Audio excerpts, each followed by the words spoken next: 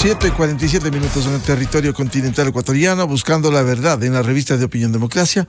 Queremos saludar a nuestros siguientes invitados: Gabriela Panchana, ella es experta en comunicación política, y el doctor Esteban Ron, decano de la Facultad de Ciencias Sociales y Jurídicas de la Universidad Internacional SEC.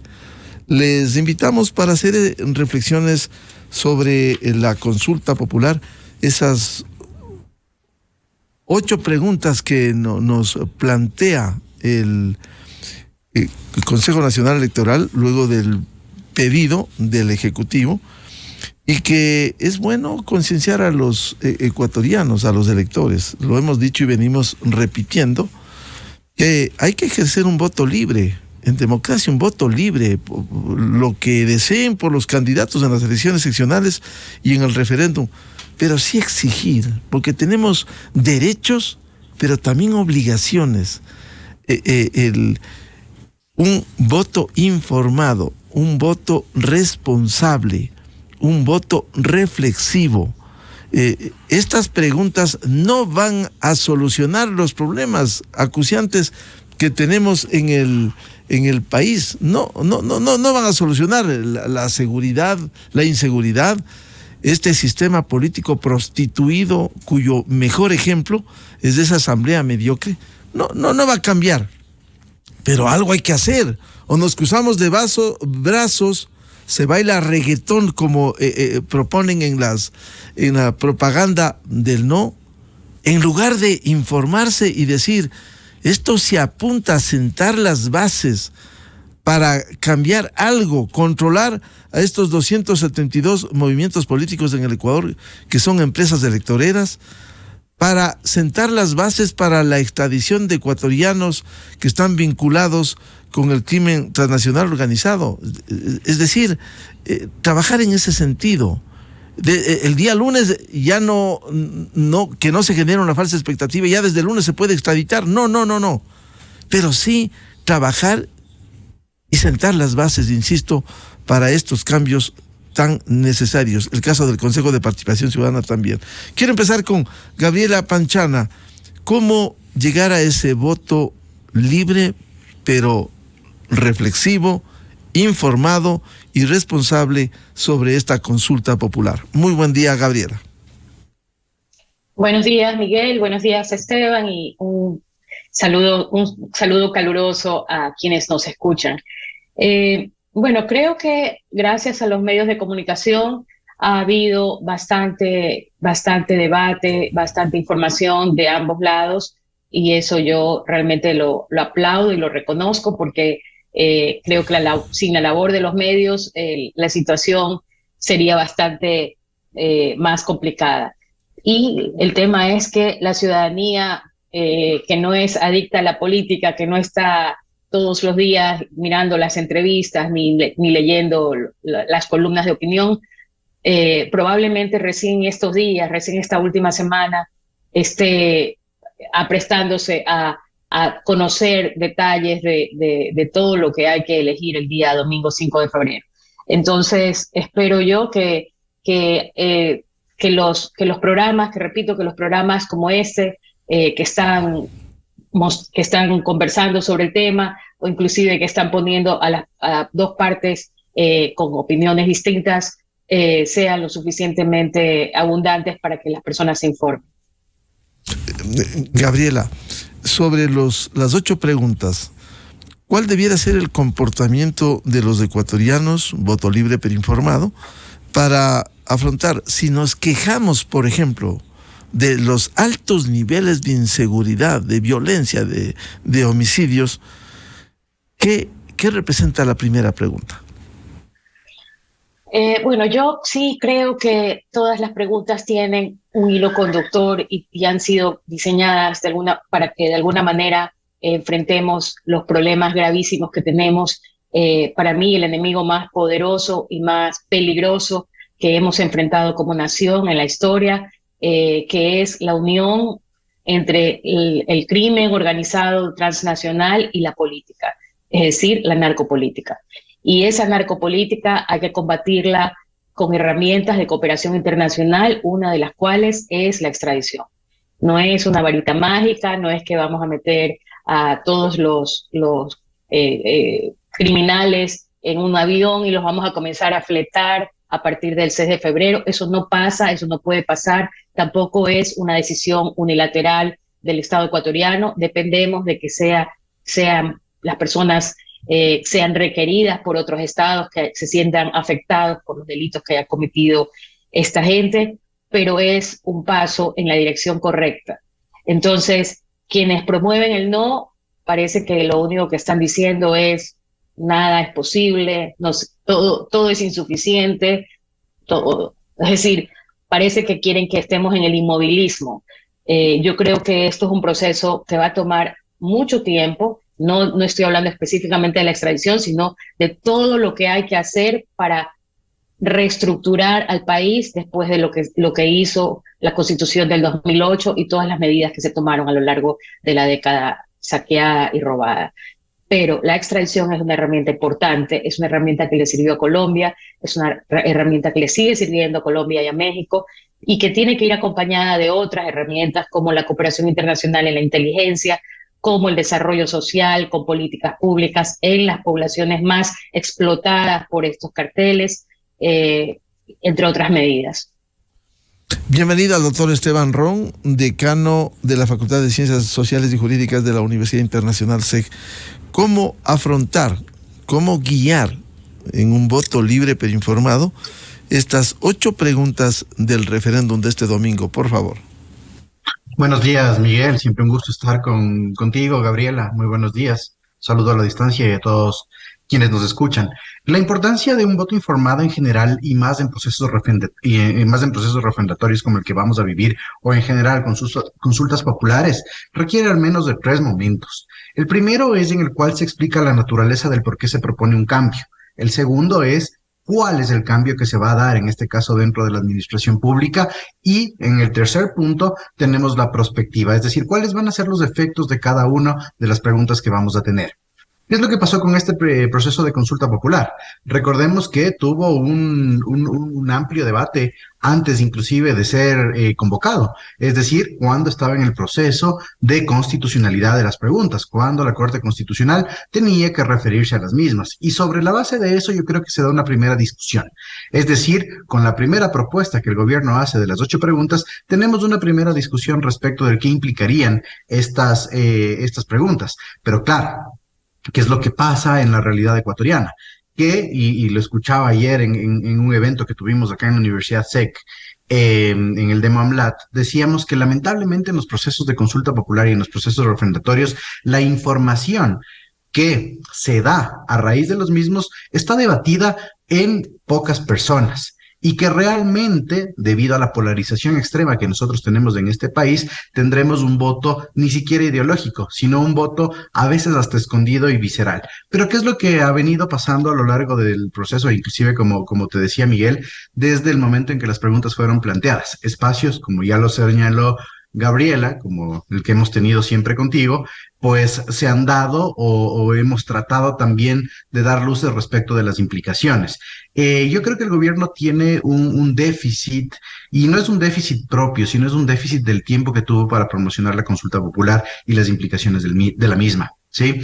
Este déficit y dada la complejidad de las preguntas, lamentablemente hicieron que se especule sobre un tema de sí o no. Es decir, el gobierno no logra consolidar un punto intermedio de análisis y discernimiento. Y la otra cosa es que obviamente la oposición de gobierno trata de consolidar una figura como la inoperancia, la inefectividad y la ineficacia del gobierno en los años que ha tenido en este momento, y que la consulta no será pues el cambio institucional. Gabriela ya también lo ha dicho, tú lo has dicho, yo creo que también lo he dicho en varios programas que hemos tenido contigo, las consultas populares que buscan una reinstitucionalización y que cambian los esquemas gubernamentales al interior del aparato estatal siempre van a tener un efecto prospectivo. Y los efectos del mismo van a darse poco a poco. Yo creo que ahí es uno de los pequeños errores que tiene el gobierno en este sentido, y que lamentablemente no ha logrado decirnos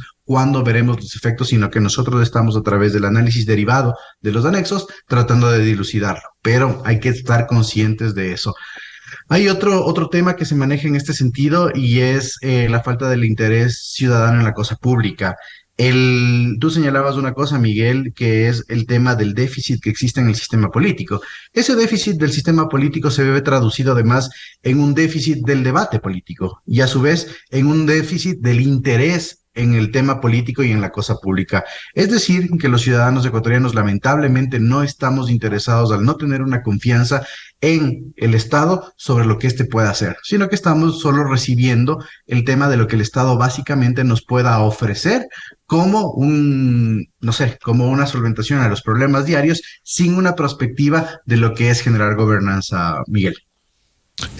Esteban, ahora, si uno desglosa las 8 preguntas, la primera, una de las que ha causado debate, la extradición de ecuatorianos vinculados al crimen transnacional organizado. ¿Qué permitirá, de aprobarse así, qué permitirá al Ecuador para sentar las bases y enviar mensajes de que aquí es viable la extradición de los vinculados al crimen organizado? A ver, el debate de la pregunta de la extradición, en la polarización que lamentablemente estamos viviendo respecto a la negativa de la misma, se señala en que, y eso se ha visto inclusive en el derecho comparado, en que son instrumentos que se aplican debido a que el país no tiene un sistema judicial suficiente, coherente y además estructurado a efectos de poder juzgar este tipo de delincuentes y además la temerosidad que existe al interior del propio sistema judicial. Pero por el otro lado, yo creo que el Ecuador, en el momento en que se apruebe la extradición de ecuatorianos hacia el extranjero, tiene que en primer lugar realizar pues todo el sistema que además se lo denomina como de relaciones internacionales de efectos de consolidar la extradición con otros países. La extradición va a tener un efecto no inmediato, y eso creo que ya todo mundo lo sabe. Y en ese sentido, la extradición va a ser un instrumento que va a generar dos tipos de consecuencias dentro de la gobernanza. Sí va a haber una prevención del delito, no inmediata, obviamente, una prevención del delito, porque quienes se encuentran en este espectro criminal de los crímenes organizados transnacionales, pues ya saben que esto va a suceder y van a empezar a cuidarse en ese sentido, porque los efectos de los crímenes transnacionales, como lo hemos debatido igual en otros paneles contigo, Miguel, no solo irrumpen la tranquilidad del Ecuador y del país que va a ser requirente, sino que es una cadena de países que realmente cualquiera de ellos podría solicitarlo. Y otro aspecto positivo respecto de la extradición es que la extradición va a afianzar las relaciones internacionales, no comerciales, obviamente, porque también a veces se exacerba la opinión, no comerciales, pero va a dar apertura de cooperación internacional a efectos de ser una prevención del delito. Solo por el hecho de aprobar la extradición se tiene que reconfigurar el sistema de relaciones internacionales en ese sentido, y los países con quienes firmemos los acuerdos multilaterales o bilaterales, aparte del acuerdo de extradición y la modificación a la ley, vamos a tener acuerdos de cooperación jurisdiccional, y eso también fortalece el sistema que nosotros tenemos a través de situaciones ejemplificadoras y colaborativas. Entonces, eso tenemos que tenerlo claro. Pero claro, no es una herramienta que el 6 de febrero se va a implementar y tendremos los acuerdos bilaterales el 7 de febrero, sino que es un proceso para la adecuación del sistema jurídico ecuatoriano, Miguel. Gabriela Panchana, esta primera pregunta de la extradición de vinculados al crimen transnacional organizado y al menos las preguntas, la pregunta 4 respecto del control a los movimientos políticos, 272 movimientos políticos en el Ecuador, de alguna manera tendría relación, porque hoy hablamos con facilidad de la narcopolítica. Hoy se está investigando en la Fiscalía General a al menos 26 candidatos, gran parte de ellos vinculados al correísmo. Están en Esmeraldas, en Manabí, en el Oriente, en el Austro, vinculados a la narcopolítica. Y le voy a plantear, porque esta es una de las preguntas que nos formula esta mañana un académico respetable, Jaime Costales, que dice: el voto debe ser para expulsar del mapa político a la narcopolítica, al narcocorreísmo, si en la consulta popular se ayuda a sepultar a los corruptos, como se evidencia con la denuncia de al menos 26 vinculados a estos negocios ilícitos. Por favor. Por supuesto, así es. Lo que se hizo y se lo hizo de manera sistemática, es cómo debilitar a la política tradicional de este país, que tampoco es que era algo de lo que nos sentíamos orgullosos, pero era mucho mejor. Parece mentira, pero era mejor que lo que tenemos ahora en términos de número de organizaciones políticas. Pasamos de menos de 20 partidos políticos a 7 partidos y 272 movimientos. Hay movimientos políticos que solo tienen un miembro. Hay movimientos políticos parroquiales. Es una cosa completamente absurda. Los movimientos políticos utilizaron firmas, las compraron en la mayoría, que pagaron $1, $1.50, $2. Hay personas que ni siquiera están enteradas y que las han puesto como adherentes de 7 movimientos distintos, sin ni siquiera saber qué se supone que ideas están promoviendo estos movimientos.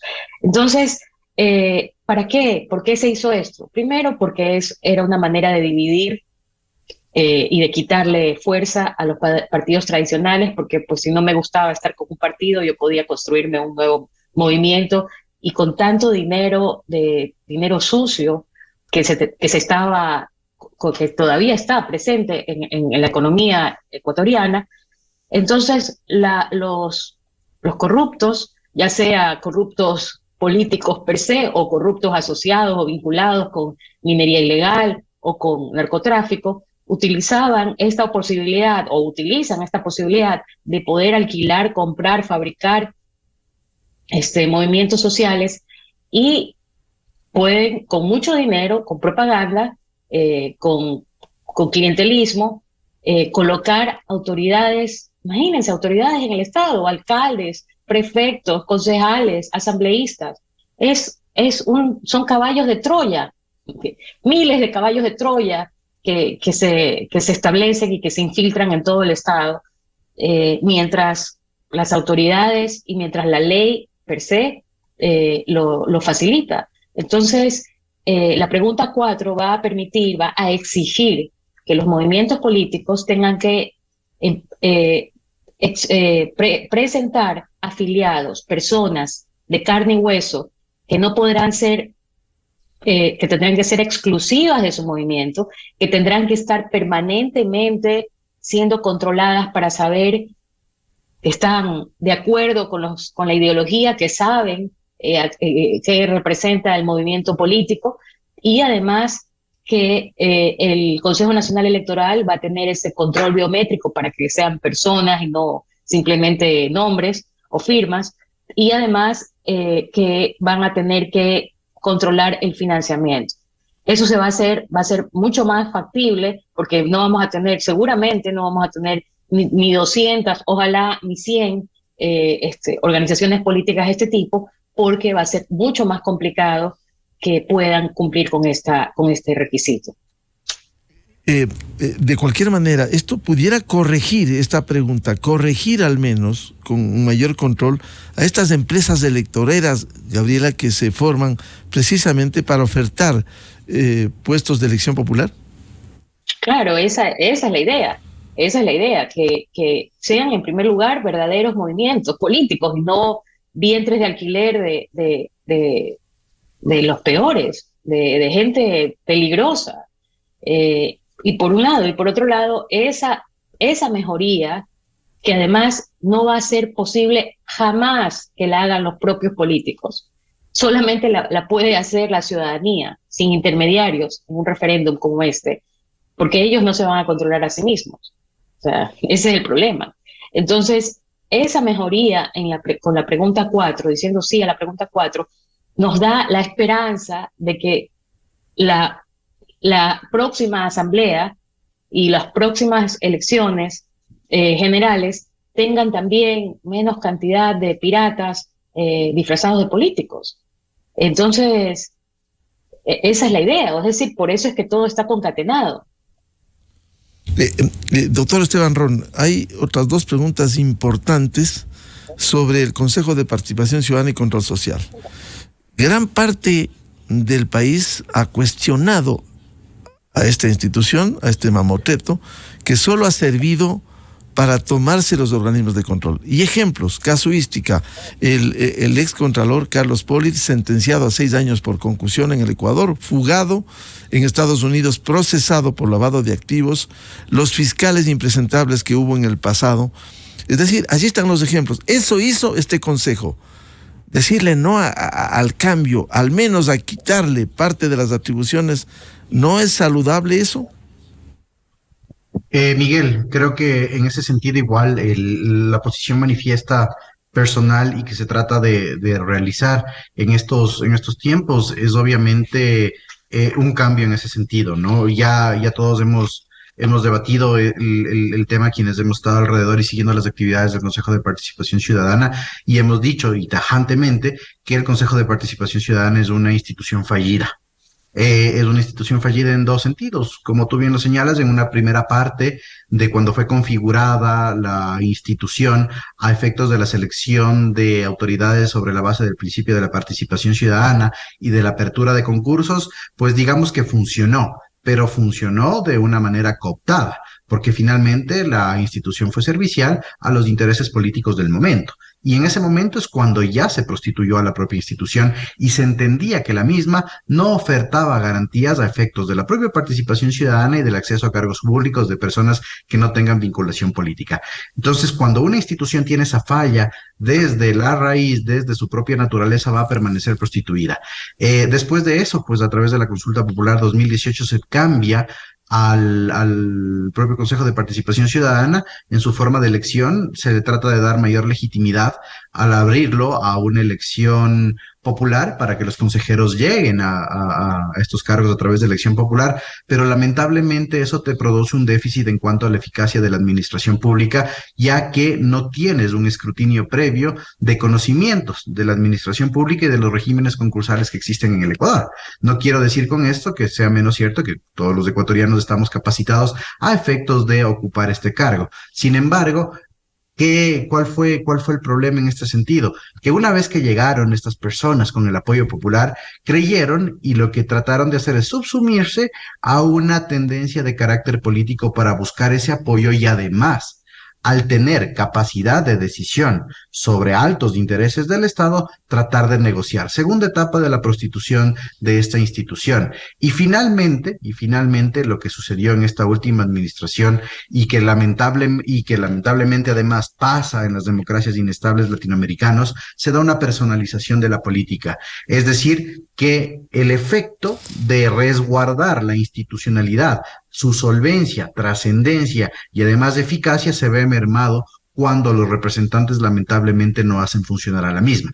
Recordemos que en este propio Consejo de Participación Ciudadana, o IACéfalo, han pasado 3 plenos.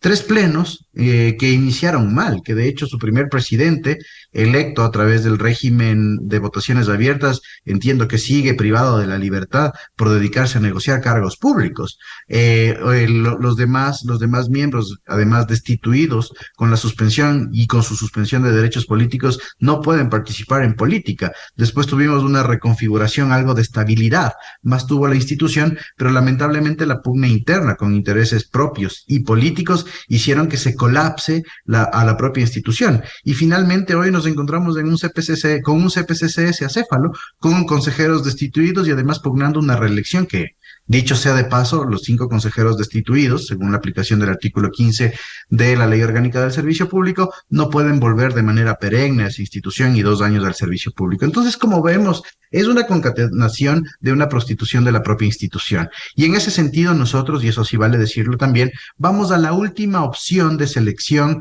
de altas autoridades como son las del CPCCS. ¿A qué me refiero? Que tenemos una hibridación. Tenemos en la Asamblea Nacional, y conforme se propone la forma de selección selección de consejeros del CPCCS que tendrá un esquema representativo. Lo hacen los asambleístas, quienes finalmente, a pesar de la aceptación o no que estos tengan, son los representantes de los ecuatorianos. Además, tiene figuras transversales a esa designación, es decir, con una participación ciudadana, los concursos son abiertos, pero se trata de garantizar el régimen concursal con la participación de comisiones técnicas y principalmente ciudadanas y de la academia. Entonces yo creo que pasar a eso es bastante saludable dentro del país. Ojo, con una cosa. Pasar a esto en el caso de de que la consulta sea favorable, va a tomar 4 años, porque vamos a seleccionar este domingo a los últimos consejeros de participación ciudadana, en el caso de ser por elección popular. Y ahora la designación de autoridades, que lamentablemente ha tenido también un déficit respecto a las actuaciones del Consejo de Participación Ciudadana, porque este Consejo de Participación Ciudadana tiene deudas con el Ecuador desde el 2021, cuando no hizo la renovación del Consejo Nacional Electoral, y además obviamente tenía una prioridad de selección de autoridades, porque cuando quiso, seleccionó autoridades y cuando no quiso, no seleccionó autoridades. En ese sentido, yo creo que cada una de las autoridades tiene una configuración en la consulta popular respecto de su designación. Unas, de acuerdo a la importancia y trascendencia del cargo, tienen una configuración bastante más compleja y cerrada al momento de realizar esta designación. Por ejemplo, las votaciones al interior del propio pleno de la Asamblea para el caso del fiscal y contralor. En el caso de los defensores, de los defensores públicos y del pueblo, tiene otra configuración votacional. Eso no quiere decir que estén en una escala de importancia las autoridades, pero que sí se requieren mayores cuidados. Tú mismo decías, Miguel, la Fiscalía General del Estado y la Contraloría General del Estado, instituciones claves dentro de la administración pública y que requieren de una persona que realmente se dedique a hacer gobernanza administrativa y no política. Entonces, vamos a la última opción, y eso hay que decirlo, después de esto no queda absolutamente nada. Respecto al Consejo de Participación, salvo que se cambie a la Constitución, ahí sí, a través de un proceso no de enmienda, sino de reforma parcial, y se elimina la institución. Esperemos que con esta reconfiguración, y siendo la última opción, la Asamblea además tome el rol de ser un partícipe de la configuración de la selección de autoridades, pero bajo un esquema de participación, representación, oposición y méritos, y que realmente la negociación política salga absolutamente de este espectro. Entonces yo creo que es saludable en ese sentido. Lo que por ahí, pero no existe otra configuración al interior, lo que por ahí genera mucho ruido es que las autoridades que actualmente están dentro de las instituciones y organismos de fiscalización y control estatal se van a prorrogar en sus funciones. No todas, porque unas están cumpliendo y su tiempo se cumplirá a lo largo de la previsión para la reforma estatal, pero otras sí se prorrogan y además podrían pasar inclusive el periodo constitucional para el cual fueron electas. Entonces, esa es la parte que genera ruidos, porque recordemos que en el caso de pasar la consulta, las autoridades que no hayan sido seleccionadas por parte del CPCCS se prorrogarán automáticamente en funciones, y el proceso de reforma al menos va a tomar 1 año y un régimen concursal 6 meses, es decir, tendremos autoridades a 2024. Eso es lo que genera ruido. Pero yo creo que igual las autoridades que quedarán prorrogadas saben que van a estar con los ojos de los ciudadanos encima, y saben que no es un cheque en blanco además, porque la fiscalización se va a ir por otros lados, de hecho a través de los juicios políticos o por posibles circunstancias de destitución y hasta remoción. Entonces se vuelve un poco más fuerte. Pero nuevamente eso es consecuencia del propio desagendamiento de actividades del Consejo de Participación Ciudadana, que no renovó autoridades en su tiempo, estimado Miguel. Vuelvo con Gabriela Panchana. La pregunta 2, que también es fundamental. Muchos nos quejamos de la falta de agilidad e independencia de la institución encargada de hacer la investigación preprocesal y procesal penal. ¿Esto de alguna manera va a contribuir también con la independencia y el fortalecimiento de la Fiscalía General? Así es. La pregunta 1 nos ayuda a combatir el crimen organizado transnacional. Y la pregunta 2 le da herramientas a la Fiscalía para combatir de manera más ágil e independiente los delitos internos, los delitos penales. Como está conformado hasta ahora las instituciones, dependen del Consejo de la Judicatura. La Fiscalía depende del Consejo de la Judicatura y han pasado más de 9 años y no ha podido el Consejo de la Judicatura concluir un proceso para generarle más fiscales a la Fiscalía.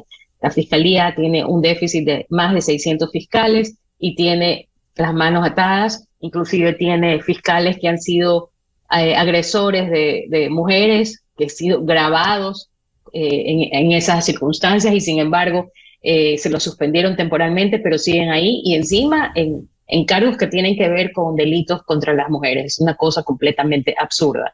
Entonces, me parece que esta pregunta es una herramienta adicional para que la Fiscalía, a través de un Consejo Fiscal, pueda seleccionar, evaluar y sancionar a los fiscales y que les podamos exigir, como le exigimos a la Fiscalía, que haga su trabajo, pero que la Fiscalía tenga herramientas para hacerlo de mejor manera.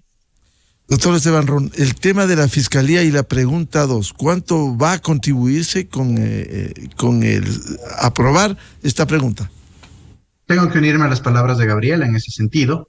Lamentablemente, el Consejo Nacional de la Judicatura, otra institución politizada por las actuaciones y los intereses particulares y a veces político-partidarios, que además no tuvo, si bien tiene un precepto de independencia interna y externa, justamente por esa dependencia y esa malutilización de los espacios de decisión, tuvo un colapso interno, hizo que lamentablemente se descuiden los procesos de renovación de fiscales y de jueces. En ese sentido, la Fiscalía General del Estado, como un órgano independiente, además que tiene una solvencia, una solvencia económica propia, es decir, una asignación de recursos propios, creo que necesita capacidades de decisión dentro de su interior, a efectos de que no se merme su capacidad de actuación por una institución ajena a la misma. La Fiscalía, y eso pasa en derecho comparado, igual, por ejemplo, en legislaciones como la colombiana, inclusive la peruana, a pesar de que tampoco funciona muy bien allá, y la argentina, establece que las fiscalías o los ministerios públicos u organismos persecutores de los delitos tienen, aparte de la independencia interna y externa, tienen capacidad de decisión al interior de los mismos a efectos de, en primer lugar, no ser fiscalizado por un órgano externo que desconoce la situación de la misma, pero además esa libertad de decisión al interior porque sus propias necesidades son conocidas por la propia fiscalía y su propia organización hace que dentro de ese parámetro de know-how de la administración pública se pueda configurar de una mejor manera algo para señalar mejores efectos para la ciudadanía. Gabriela señalaba el déficit de fiscales que nosotros tenemos en el país y es un déficit de fiscales, de agentes fiscales que está propuesto ya hace 4 años y que lamentablemente no se ha podido hacer absolutamente nada porque por el inmovilismo del Consejo Nacional de la Judicatura. Hay cuestionamientos en cuanto a esta pregunta, como en todas. Se dice que el Consejo de Fiscales va a tener demasiado poder dentro de las decisiones internas de la Fiscalía y Administrativa, pero yo no creo que vaya por ahí, porque no podemos ver que todo está mal desde inicio cuando todavía no se ha aprobado. Este Consejo de Fiscales tiene un funcionamiento compensado. ¿A qué me refiero con eso? A que administrativamente va a haber representantes de la propia Fiscalía, externos conocedores de la administración pública, que van a ir sopesando los pesos dentro de la situación para la toma de decisiones. Entonces, en ese sentido, yo creo que el Consejo Fiscal lo que podría hacer es, en primer lugar, transparentar los procesos de decisión de designación de agentes fiscales y, además, generar un estado situacional del real déficit de agentes fiscales que existen y desconcentrar finalmente los procesos judiciales, los procesos de investigación, aún no son judiciales, que se tiene en virtud no de una calendarización político-circunstancial, sino en el normal decurso de estos, y dar prioridad, obviamente, a efectos de la seguridad ciudadana a través de esquemas internos para el conocimiento del delito común y que en este sentido se genere un espectro de prevención del delito con más agentes fiscales, además con una fiscalía autonómica, no autónoma, pero sí autonómica en ese sentido, a efectos de que tomen las mejores decisiones para devolver la agilidad al órgano, que lamentablemente no es que no sea una institución fallida para nada, sino que por el colapso de trabajo que tiene, no puede dar respuestas inmediatas y se lo ha visto en el último tiempo como una institución que realmente responde a la circunstancialidad, que también es parte de la fiscalía, que es parte de las funciones de la fiscalía, pero sí se requiere cerrar esa brecha del número de agentes fiscales y dotarles de esa independencia a efectos de que no pueda ser trabada su propia labor. En ese sentido, pues creo que las reformas son necesarias y además que es una de las reformas que se van a dar en el aspecto prospectivo más inmediatas y que puede generar un espectro de seguridad y al menos de estabilidad dentro de la propia función judicial bien. Gabriela Panchana, hay las dos preguntas finales, las 7 y la 8, porque escuchamos en este debate libre del sí y el no, a momentos a activistas, a veces se exhibe también el populismo ecológico. Mucho se reivindica y están en su derecho el proteger los recursos hídricos, el proteger el agua. Mucho se reclama también el que haya compensaciones a quienes apoyan a la generación de servicios ambientales. Precisamente la pregunta 7 y 8 consignan esto. ¿Cuánto puede contribuir en este sentido para defender en la práctica, no con el populismo ecológico del que reivindican en los discursos y el momento de la consulta se oponen a ello? ¿Qué significado tienen estas dos preguntas, Gabriela?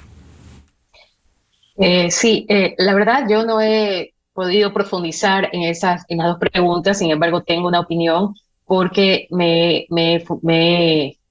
he aconsejado, me he dejado aconsejar de ecologistas que opinan que sí son dos preguntas que hay que apoyar. Me parece que quienes están en contra lo hacen más por un tema ideológico, sinceramente, que por las preguntas en sí. Tuve la oportunidad de conversar con alguna de estas personas expertas en el tema y me explicaban que realmente el Ecuador es no sé si es el único o uno de los pocos países que no tiene esto específicamente sobre la pregunta 8, el tema de los servicios ambientales, que seguramente también fue por una razón ideológica, que está en la Constitución así, pero que esto lleva años en Costa Rica, en Colombia, en Chile, y que funciona bien, y es una oportunidad para combatir la minería ilegal y para darle un incentivo a las personas que tienen bosques nativos y que tienen espacios que podrían servir para generación de servicios ambientales como venta de bonos de carbono o de CO2, no me acuerdo bien cómo se llama, creo que es bonos de carbono, a nivel nacional e internacional, inclusive mediante asociaciones agrícolas. Es decir, hay unas experiencias muy interesantes en el Valle del Cauca, en Colombia, que reciben como $600,000 al año en este tipo de servicios. Entonces, ¿pero qué es lo que yo he escuchado del otro lado? Muchísima suspicacia, desconfianza, que van a venir pues unos piratas a ofrecerle dinero a la gente, siempre pues con mucho paternalismo, ¿no? Con mucha minimización del otro. Y con mucha desconfianza de las cosas que sí funcionan en otros países y que no tienen por qué no funcionar aquí. Entonces, eso respecto de la pregunta 8 y respecto de la pregunta 7, entiendo que esto es sumamente necesario porque no hay un subsistema de protección de fuentes hídricas. Y si no se las protege, de hecho, están en una vulnerabilidad jurídica. La activista y ecologista Sigrid Vázquez escribió un hilo muy explicativo que lo retuiteé anoche. Entonces, los invito a quienes nos escuchan a que lo vean. Bien, doctor Esteban Ron, ¿qué representan estas dos preguntas dentro de esta línea de reivindicación de los temas ambientales? A ver, igual tengo que adherirme a las palabras de Gabriela. De hecho, son de las preguntas más complejas que se tiene en cuanto al conocimiento específico, ¿no? El derecho ambiental y de sectores estratégicos requiere de un análisis mucho más profundo que a veces no estamos todos en la capacidad de realizarlos. Sin embargo, desde el conocimiento generalizado y desde tratar de dar una guía, pues son dos preguntas que tienen una relevancia dentro del sistema de protección de áreas y además, en segundo lugar, un tema igual prospectivo, como ya lo señalaba Gabriela, de la minería ilegal.